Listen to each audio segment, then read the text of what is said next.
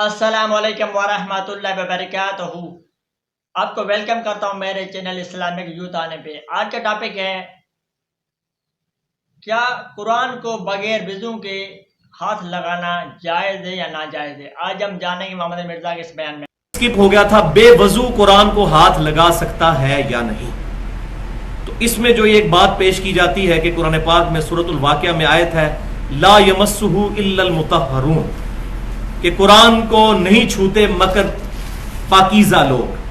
تو اس کنٹیکسٹ میں لوگ کہتے ہیں کہ جی وہ کچھ ضعیف روایتیں بھی ہیں کہ قرآن پاک کو بغیر وضو شخص ہاتھ نہیں لگا سکتا، لیکن ایسا کوئی مسئلہ قرآن و حدیث سے ثابت نہیں. بلکہ اگر اس آیت کا کنٹیکسٹ دیکھیں تو یہ چلتی ہے پیچھے سے، بسم اللہ الرحمن الرحیم انہ لقرآن کریم فی کتاب مکنون لا یمسہ الا المطہرون تنزیل من رب العالمین. یہ کتاب جو ہے بڑی زبردست کتاب ہے، کریم کتاب ہے، جو کہ لوح محفوظ میں ہے، کتاب مکنون میں، اور وہاں اس کو نہیں چھو سکتے مگر پاکیزہ لوگ، اور یہ وہاں سے اتری ہے تیرے رب کی طرف سے. یعنی جو کافر اعتراض کرتے تھے کہ یہ قرآن جو ہے یہ شیاطین نے نازل کیا، اس کا رد ہے کہ شیاطین تو وہاں پہنچ ہی نہیں سکتے، یہ فرشتے اس کو چھوتے ہیں. تو یہ اس کانٹیکسٹ میں بات تھی، نہ کہ وضو کے کانٹیکسٹ میں. تو قرآن پاک کو بغیر وضو کے چھوا جا سکتا ہے، اور اس میں میرا درمیان کا اجتہاد ہے وہ یہ ہے کہ اگر کسی شخص نے تلاوت کی نیت سے قرآن پاک کو پڑھنا ہے، اس کی قرات کرنی ہے، تو وہ وضو کرے، کیونکہ وضو پروٹوکول ہے عبادت کا. البتہ اگر کسی نے قرآن کو سمجھنا ہے، اس کی تفسیر پڑھنی ہے، اس کا ترجمہ پڑھنا ہے، اس کے لیے وضو کوئی پروٹوکول نہیں ہے. اور انہی چکروں نے لوگوں کو جو ہے وہ وضو کے معاملے میں ڈال کے تو قرآن پاک سے دور کر دیا. یہ کتاب ہماری کتاب زندگی ہے، یہ ہماری ٹیکسٹ بک ہے، یہ ہر وقت ہمارے ساتھ ہونی چاہیے. آپ دیکھیں کرسچن جو مشنریز ہیں انہوں نے ہر وقت اپنی بغل میں بائبل دبائی ہوتی ہے. قرآن پاک ہر وقت ہمارے ساتھ ہونا چاہیے. ہاں جنوبی شخص کا معاملہ الگ ہے، جس پہ غسل فرض ہو وہ آگے آ جائے گا، وہ نہیں ہاتھ لگا سکتا، لیکن جو شخص بغیر وضو کے ہے وہ اس کو ہاتھ لگا سکتا ہے.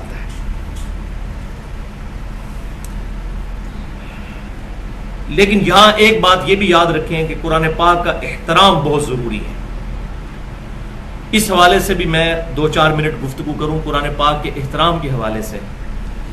ایک حدیث جو سنن نبی داؤد کے اندر موجود ہے، انٹرنیشنل نمبرنگ کے مطابق کتاب الحدود چیپٹر میں 4449 پیپر فول 9 سنن نبی داؤد کی بالکل صحیح حدیث ہے، کتاب الحدود چیپٹر میں، کہ نبی صلی اللہ علیہ وسلم کو یہودیوں نے اپنے مدرسے میں بلایا زنا کا کیس، اس کی سزا کو ریزالو کرنے کے لیے. تو آپ صلی اللہ علیہ وسلم جب اس مدرسے میں پہنچے تو انہوں نے ایک تکیہ پیش کیا، تو آپ صلی اللہ علیہ وسلم اس تکیے پر بیٹھ گئے.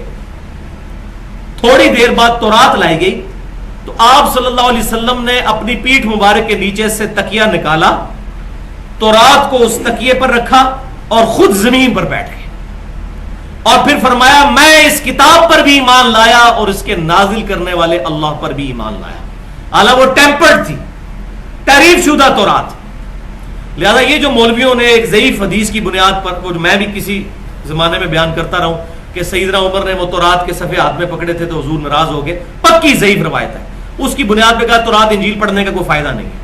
نبی صلی اللہ علیہ وسلم نے فرمایا میں اس تورات پر ایمان لایا، اس کے نازل کرنے والے پر نہیں. پھر آپ صلی اللہ علیہ وسلم نے وہ تورات میں سے ایک عالم کو بلا کر تو اس معاملے کو ریزالو کیا.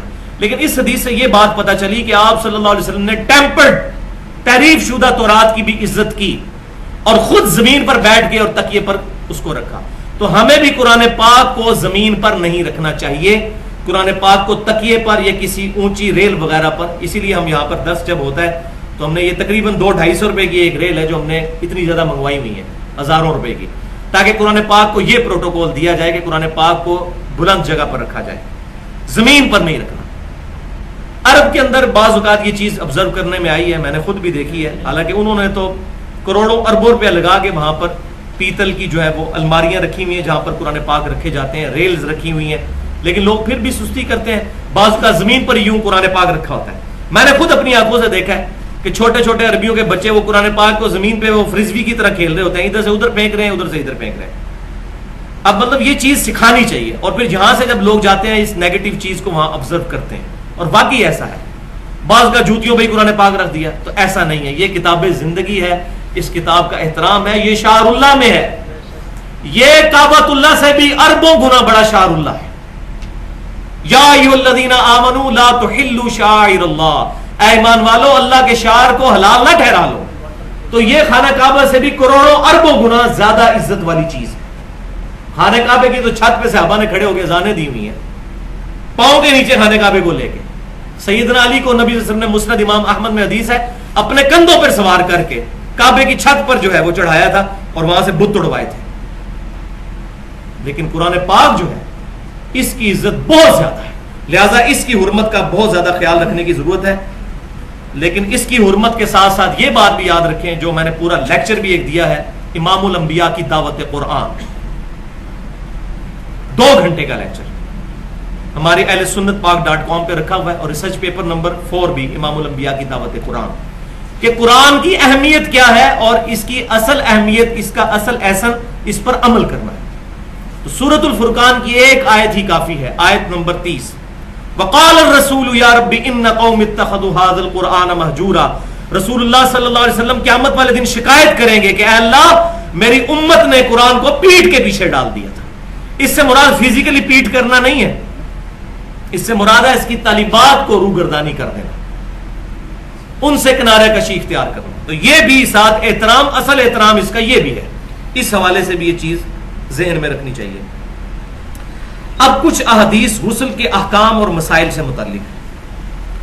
پہلی حدیث صحیح بخاری اور مسلم کی متفق علیہ حدیث ہے، جو میں پہلے بھی بیان کر چکا، لیکن اس کانٹیکسٹ میں ضروری ہے کہ سیدنا ابو ہریرہ رضی اللہ تعالیٰ عنہ کہتے ہیں مجھ پر غسل فرض ہوا، میں گھر سے باہر نکلا تو راستے میں نبی صلی اللہ علیہ وسلم سے ملاقات ہوئی، آپ صلی اللہ علیہ وسلم نے میرا ہاتھ پکڑا اور ساتھ لے کر چہل قدمی شروع کر دی۔ ایک جگہ پر آپ صلی اللہ علیہ وسلم تھوڑا سا مصروف ہوئے تو میں چپ کر کے وہاں سے نکلا اور جا کر غسل کر کے واپس آپ صلی اللہ علیہ وسلم کی خدمت میں حاضر ہوا۔